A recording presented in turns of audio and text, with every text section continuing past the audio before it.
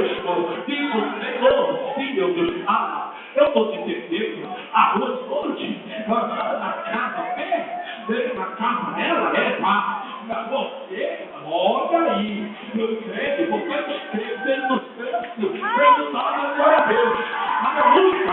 aleluia. Quem está assistindo ele, deixa eu ver.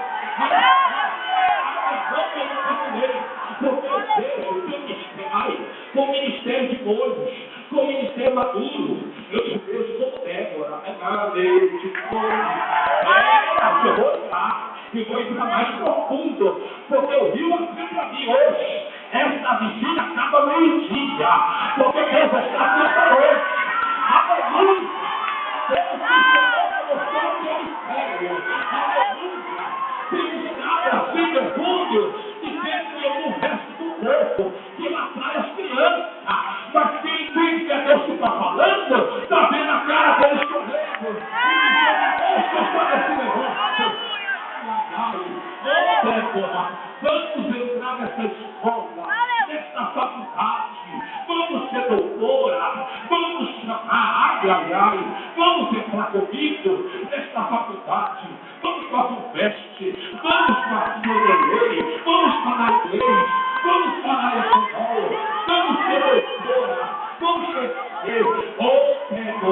e muita gente acreditando em você, e está ferindo até o seu lado sentimental, e dizendo, a Débora não vai casar, a Débora vai ficar batida, estão ferindo até esse lado, mas Deus está dizendo, ei, eu sou Deus, eu estou descendo diplomas aqui, mas diploma na tua mão, para tu saber que é Deus, o anjo me dá 3 diplomas e entrega na tua mão agora. Ai, vem cá, anjo do rei,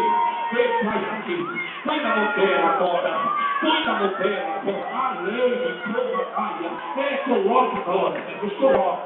coloca esses 2 diplomas, e o diploma é de inglês, porque eu sonho falar a língua dos americanos, conhecer os Estados Unidos, o terceiro vem com medicina, como que vem vestido de doutora, remanto, de Camanaia, sabe do Quênia, o primeiro é muito especial, eu vejo como se fosse diploma de poligrafia, de falar muitas línguas, de dominar muitas leis, e Deus diz, olha, para tu saber que sou Deus, e estou aqui hoje, eu que escolhi o teu nome de Débora, Neves do